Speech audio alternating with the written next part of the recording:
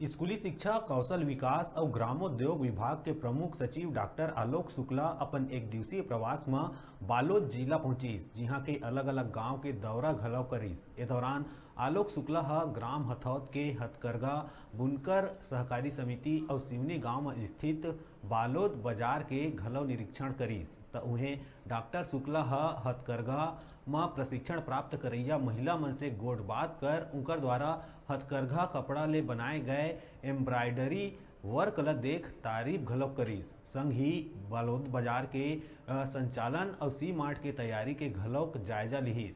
ए मौका में मौजूद अधिकारी मन ला आवश्यक दिशा निर्देश घलव दिस।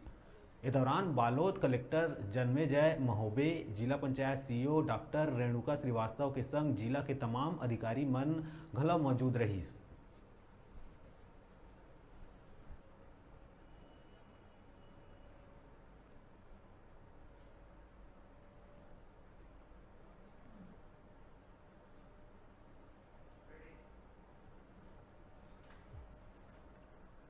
रुका था छोटकुन ब्रेक लेहे पर, ब्रेक के बाद फिर मिलबो। तब तक देखत रहा न्यूज़ 36 छत्तीसगढ़ के आवाज़।